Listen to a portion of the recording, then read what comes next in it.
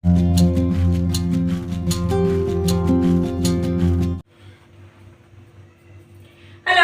Shri Krishna friends, કેમ છો?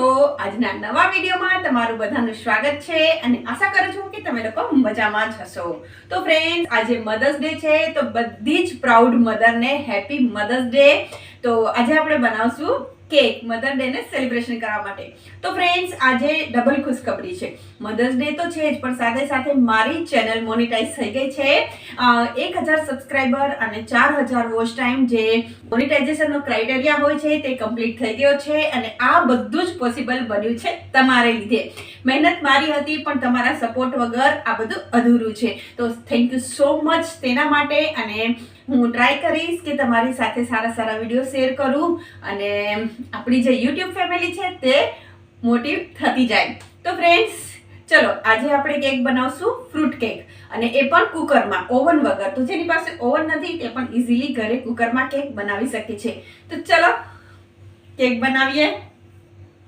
તો ફ્રેન્ડ, અમારા ઘરમાં ઘરની કેક બધાને બહુ જ ભાવે છે. બહારની આઈસિંગવાળી કેક અમારા ઘરમાં બહુ જ ઓછી આવે છે અને કેક બનાવવી બહુ જ ઇઝી છે. અને આજની જે રેસીપી છે તે બી બહુ જ ઇઝી છે. બધી જ વસ્તુઓ તમને ઘરમાં ઇઝીલી મળી જશે. તો ફ્રેન્ડ, સૌથી પહેલાં તો મેં અહીંયા ખાંડને પીસી લીધી છે અને પછી લીધી છે એક કડાઈ યા બાઉલ મોટું લેવાનું છે, જેમાં તમે ઇઝીલી એને હલાવી શકો. અને પછી અહીંયા 1 કપ મેંદો લેવાનો છે અને બધું જ મેઝરમેન્ટ કરીને જ લેવાનું છે, એટલે કેક પરફેક્ટ બને. અને પછી તેને ચાળી લેવાનું છે. અને હા, જે બધા ડ્રાય ઇન્ગ્રીડિયન્ટ્સ છે તેને ચાળીને જ લેવાના છે.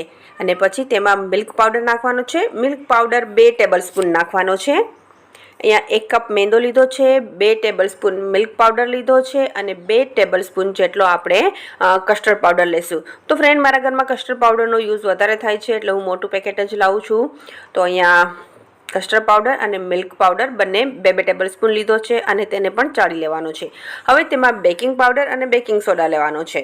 બંને નાખવા જરૂરી છે. તેમાં 1 ટીસ્પૂન બેકિંગ પાવડર લેવાનો છે. બેકિંગ પાવડરની ક્વોન્ટિટી થોડી વધારે હોય છે એઝ કમ્પેર બેકિંગ સોડા. અને બેકિંગ સોડા છે તે 1/4 ટીસ્પૂન લેવાનો છે અને ચાળી લેવાનું છે. તો આપણું અહીંયા ડ્રાય ઇન્ગ્રીડિયન્ટ્સ રેડી થઈ ગયું છે. અને હવે જે ખાંડ હતી દળેલી તે પણ આપણે આમાં એડ કરી દઈશું. તો અહીંયા અડધો કપ દળેલી ખાંડ લેવાની છે. તો ફ્રેન્ડ, અહીંયા આપણા ડ્રાય ઇન્ગ્રીડિયન્ટ્સ રેડી છે. ખાંડનું મેઝરમેન્ટ થોડું ઓછું વધારે કરી શકો છો. તમારા ટેસ્ટ પ્રમાણે સ્વીટ વધારે ખાવું હોય તો વધારે એડ ઓન કરી શકો છો, અને ઓછી સ્વીટવાળી કેક બનાવવી હોય તો થોડી ઓછી પણ કરી શકો છો. અને ફ્રેન્ડ, પછી અહીંયા મેં લીધી છે ત્રુટી ફૂટી. તો ત્રુટી ફૂટી તો બધી જ કેકમાં નાખું છું. અને આજની કેક છે તે ફ્રૂટ કેક છે, એટલે કે ત્રુટી ફૂટીવાળી કેક છે, એટલે એ તો કમ્પલસરી છે. તો અહીંયા મેં ત્રુટી ફૂટીમાં થોડો મેંદો નાખીને તેને કોટ કરી દીધી છે. અને પછી જે ડ્રાય ઇન્ગ્રીડિયન્ટ્સ છે કેક માટેના, તેમાં નાખવાનું છે ઓઇલ. આની જગ્યાએ તમે બટર યા ઘીનો યુઝ બી કરી શકો છો. અહીંયા 1/4 કપ મેં ઓઇલ નાખેલું છે. અને પછી તેમાં અડધો કપ દૂધ નાખવાનું છે. અડધો કપ જ પહેલાં દૂધ નાખવાનું છે. પછી જરૂર પડે તો વધારે દૂધ એડ ઓન કરી શકો છો, પણ પહેલેથી એડ ઓન નથી કરવાનું. અને પછી 1 ટેબલ સ્પૂન લીંબુનો રસ યા વિનેગર, બંનેમાંથી કોઈ બી તમે નાખી શકો છો. અને પછી તેને મિક્સ કરવાનું છે. અને મિક્સ કરવામાં પણ ખાસ ધ્યાન રાખવાનું છે. એક જ ડિરેક્શનમાં તેને હલાવવાનું છે, એટલે તેમાં એર ભરાય અને કેક આપણી ફ્લફી અને સ્પોન્જી બને. જો ઊંધી ડિરેક્શનમાં ગમે તેમ મિક્સ કરશો તો તેનું જે ફ્લફીનેસ છે તે કદાચ ના પણ આવે. અને ફ્રેન્ડ, આમાં જે આપણે ઓઇલ નાખેલું છે તે નોન ફ્લેવર હોવું જોઈએ. આમાં મગફળીનું કે સરસવનું કે એવું કોઈ જ તેલ નાખવાનું નથી. સનફ્લાવર છે જે નોન ફ્લેવર હોય છે, યા ફોર્ચ્યુનનું કોઈ બી તેલ છે જેમાં ફ્લેવર નથી એ તેલ નાખવાનું છે. અને પછી હવે એમાં નાખી દઈશું ત્રુટી ફૂટી. અને હા ફ્રેન્ડ, કેકના બેટરની જે કન્સિસ્ટન્સી છે તે પણ પરફેક્ટ હોવી જરૂરી છે. બહુ જાડું બેટર હશે તો ફૂલશે નહીં, અને બહુ પતલું બેટર હશે તો કેક ફૂલીને વચ્ચેથી બેસી જશે. તો કેકની કન્સિસ્ટન્સી પણ પરફેક્ટ હોવી જરૂરી છે કેકને ફૂલવામાં. અને ફ્રેન્ડ, પછી અહીંયા આપણે પ્રીહીટ માટે લોઢીને મૂકી દઈશું.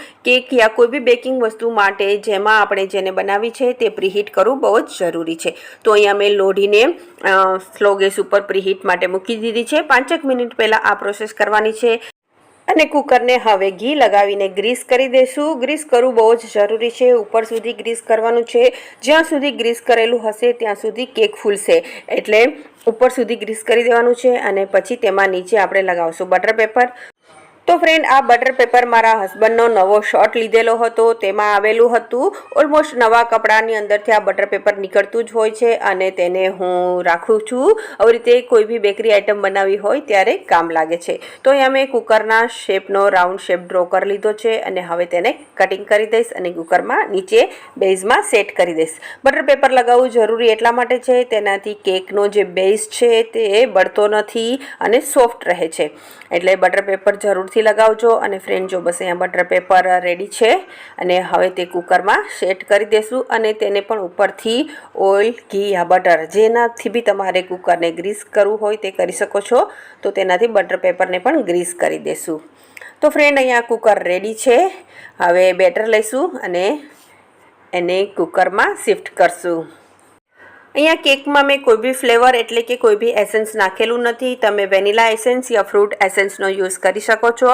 અમને બધાને કસ્ટર્ડ પાવડરનો ટેસ્ટ ભાવે છે એટલે મેં એમ જ રાખેલું છે. અને કસ્ટર્ડ પાવડરની ક્વોન્ટિટી તમે વધારે ટેસ્ટ માટે વધારી પણ શકો છો. તો ફ્રેન્ડ, બસ હવે આપણે કુકરમાં બેટરને શિફ્ટ કરશું. તો ફ્રેન્ડ, બની શકે તો આવો જે સિલિકોન સ્પેચ્યુલા આવે છે તે જરૂરથી લઈ લેજો. તેનાથી કામ બહુ જ ઇઝી બની જાય છે. જુઓ, થોડીક જ સેકન્ડમાં બેટર એકદમ પ્રોપરલી કુકરમાં શિફ્ટ થઈ ગયું છે અને એ પણ કુકર ભરાયા વગર. અને ઘણી વખત મીન્સ કે સિમ્પલ જો ચમચો હોય છે તેનાથી બેટર પ્રોપરલી આટલું નીકળતું નથી અને વેસ્ટ જાય છે. તો આ ચમચો છે બહુ જ યુઝફુલ છે બધી વસ્તુઓ માટે, તો જરૂરથી લેજો.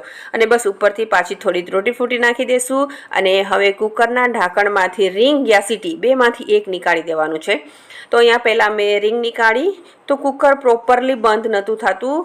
તો હવે મેં સીટી નીકાળી દીધી છે અને રિંગ પાછી નાખી દીધી છે. એટલે બેમાંથી એક વસ્તુ નીકાળી દેવાની છે અને બસ હવે તેને 40 મિનિટ સુધી એકદમ સ્લો ગેસ ઉપર રાખવાનું છે અને બેક કરવાનું છે. તો 40 થી 45 મિનિટ જેટલો ટાઈમ લાગશે. આ મોટો ગેસ છે ને એકદમ સ્લો છે. તો થોડીક વાર અહીંયા મૂકશું ને પછી એને નાના ગેસ ઉપર શિફ્ટ થઈશ, કારણ કે આ વધારે સ્લો નથી થતો. તો 5 મિનિટ સુધી આપણે એને થોડી એકદમ સ્લોથી થોડું હાઈ ફ્લેમ ઉપર રાખવાનું છે, પણ મોટા ગેસ ઉપર છે એટલે મેં સ્લો જ રાખ્યું છે.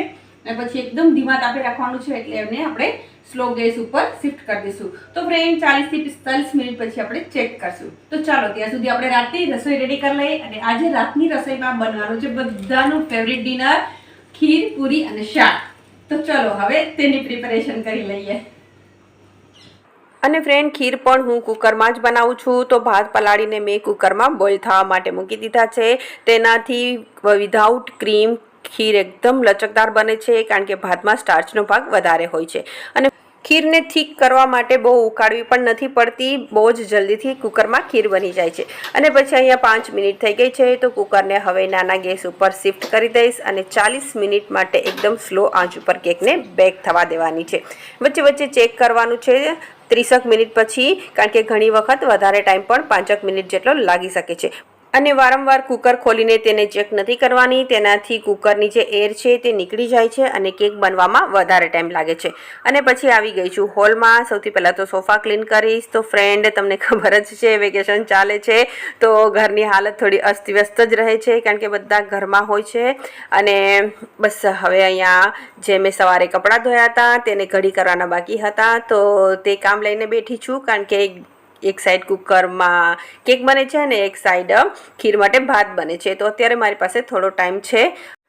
તો ફ્રેન્ડ, આજે મેં બધા જ નવા કપડાં વોશ કરેલા હતા. આ 2 ચણિયાચોળી છે, થોડાક ભીના લાગે છે હજી મને. હું ચણિયાચોળી, હેવી સિલ્કની સાડીઓ બધું ઘરે જ વોશ કરું છું, કારણ કે અમારી ટાઉનશીપમાં કોઈ ડ્રાય ક્લીનર નથી. હા, ભરૂચમાં છે પણ દેવા જવું લેવા જવું એ કામ થોડું હેક્ટિક બની જાય છે. તો હું ઇઝીમાં જ બધા જ નવા કપડાંને વોશ કરું છું અને સારા રહે છે, કોઈ પ્રોબ્લેમ નથી થતી. તો ડ્રાય ક્લીનર્સને જો પૈસા ન દેવા હોય તો 20 કે 30 રૂપિયામાં જ તમે ઘરે ઇઝીના પાઉચથી કપડાં ધોઈ શકો છો. અને ફ્રેન્ડ, પછી અહીંયા જો ખીર પણ ઓલમોસ્ટ રેડી થઈ ગઈ છે તો તેને બ્લેન્ડ કરી દીધી છે. બ્લેન્ડ કરવું જરૂરી છે, તેનાથી ખીર છે એકદમ ઘટ થઈ જાય છે. અને પછી તેની સાથે બનવાનું છે બટેટાનું શાક, તો તે પણ વઘારી દીધું છે. અને જો આપણે હવે અહીંયા કેકને 30 મિનિટ જેટલો ટાઈમ થઈ ગયો છે તો ચેક કરી લઈએ. કેક સરસ ફૂલી છે ફ્રેન્ડ, હજી થોડી વાર છે, થોડી વાર પછી આપણે એને ચેક કરશું. અને પછી અહીંયા મેં લોટ બાંધી લીધો છે પૂરી માટે. તો ફ્રેન્ડ, હવે કેકને 40 થી 45 મિનિટ થઈ ગયા છે. તો હવે ટૂથપીક યા કોઈ આવી નાઇફથી ચેક કરવાની છે. કેક સ્ટીક ન થાય તો સમજી લો કે કેક થઈ ગઈ છે. તો બસ અહીંયા કેક રેડી છે. તેને થોડી વાર ખુલ્લી મૂકી દઈશું. ઠંડી થાય પછી તેને કટ કરશું. અને હવે પૂરી બનાવી લઈશ. તો ફ્રેન્ડ, બહુ જ ગરમી છે, કિચનમાં ઊભું રહેવું બહુ જ મુશ્કેલ થઈ ગયું છે. અને અમારું ઘર ટોપ ફ્લોર ઉપર છે એટલે બહુ જ ગરમી થાય છે. ઉપરથી ટોપ ફ્લોર એકદમ તપે છે. તો રાતના 4 વાગ્યા સુધી ફૂલ ગરમી થાય છે. પછી થોડી ઘણી ઠંડક થાય છે. તો બસ અહીંયા અમે ફટાફટ જમી અને સીધા એસીમાં જ જતા રહીએ છીએ. એટલે રાતનું ડિનર પણ આજકાલ અમારું જલ્દી થવા માંડ્યું છે. તો ફ્રેન્ડ, ફાઇનલી પૂરી ફ્રાય થઈ ગઈ છે. હવે મારે ગેસ ક્લીન કરવાનો છે, પણ આ ગ્લાસનો ગેસ છે તો તેને ગરમમાંથી પહેલાં ઠંડો કરવો પડે છે, પછી તમે તેને વોશ કરી શકો છો. અગર ગરમ ગેસ ઉપર તમે જો એમાં પાણી નાખ્યું તો ગ્લાસને તૂટવાની બીક લાગે છે. એટલે ગેસને બહુ કેરફુલી હેન્ડલ કરવો પડે છે. પહેલાં એને ઠંડો કરી લઈશું. તો ફ્રેન્ડ, બધા જ ગેસના સ્પેર પાર્ટ મેં નીકાળી દીધા છે અને ફેન ચાલુ કરી દીધો છે. એટલે અમે લોકો જમી લઈએ ત્યાં સુધીમાં ગેસ ઠંડો થાય અને પછી હું તેને વોશ કરી શકું. કારણ કે ઉપરથી તો રોજ ક્લીન થઈ જતો હતો, પણ જે સ્ટીલની ડીશ છે તે થોડી બળી ગઈ છે તો તેને મારે ક્લીન કરવાની છે. તો ફ્રેન્ડ, જો અહીંયા કેક પણ ઠંડી થઈ ગઈ છે. બહુ ઠંડી નથી થઈ કારણ કે ગરમી પણ બહુ જ છે એટલે ઠંડી થતાં વાર લાગે. અને પછી કુકરમાં હતી તો પહેલાં તો તેને ડીમોલ્ડ કરશું અને પછી તેની કટિંગ કરશું.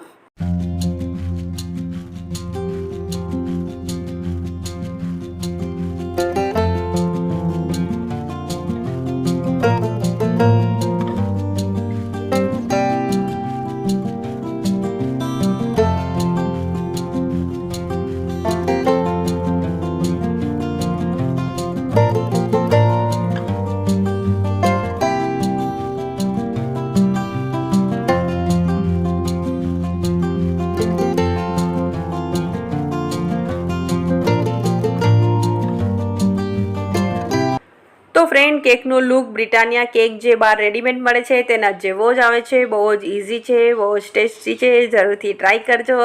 અને હવે જો કેક કાપતા જ છોકરાઓ આવી ગયા છે.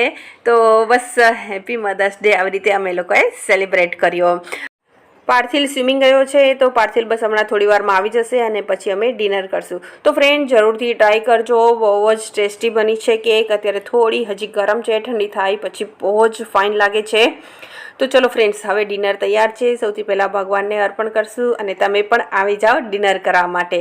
અને ડિનર કરીને પછી આવી ગઈ છું મારા મિશનમાં, જે મેં ગેસને સાફ કરવાનું આજનું જે મારું મિશન છે તેને કમ્પ્લીટ કરશું. તો ફ્રેન્ડ, સૌથી પહેલાં તો મેં બર્નર્સ નીકાળી લીધા છે અને તમે જોઈ શકો છો ચારે કોર બળી ગયું છે.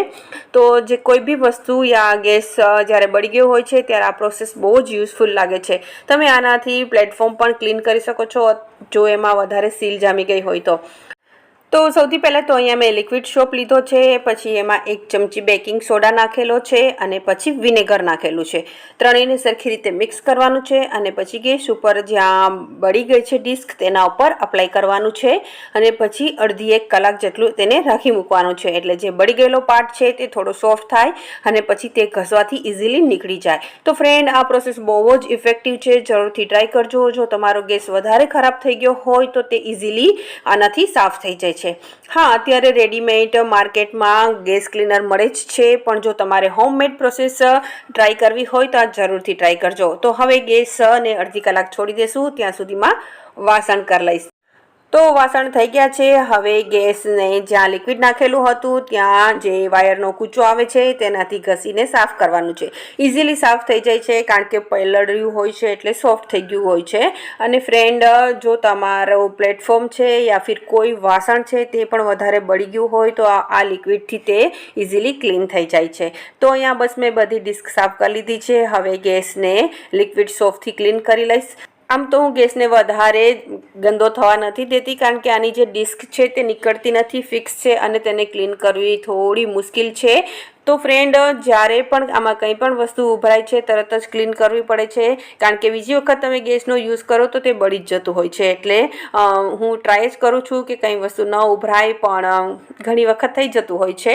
અને હમણાં હું થોડી બિઝી હતી કામમાં કારણ કે અથાણાને બધું બનાવવાનું હતું એટલે થોડું ગેસ ઉપર ઓછું ધ્યાન દેવાનું છે તો થોડો બળી ગયો હતો. તો બસ આજે તેને મેં ક્લીન કરી દીધો છે અને તમે જોઈ શકો છો તેનું ફાઇનલ લુક. અને હા ફ્રેન્ડ્સ, આ ગેસને 10 થી 12 વર્ષ જેટલો ટાઈમ થઈ ગયો છે, એટલે થોડી ડલનેસ આવી ગઈ છે. હવે તેને ચેન્જ કરવાનો ટાઈમ આવ્યો છે, પણ તેની ડિસ્ક મેં બળવા નથી દીધી. તો ચલો ફાઇનલી કિચનનું કામ કમ્પ્લીટ થયું છે. 9 વાગ્યાનો ટાઈમ થયો છે. છોકરાએ એસી ચાલુ કરીને રૂમ ઠંડો કરી દીધો છે. તો હવે જશું રૂમમાં. ચલો ફ્રેન્ડ્સ, આજનો વિડીયો અહીં કમ્પ્લીટ કરું છું. ફરી પાછા મળીશું નવા બ્લોગમાં નવી સ્ટોરી સાથે. ત્યાં સુધી bye, take care, thank you, જય શ્રી કૃષ્ણ, ગુડ નાઇટ.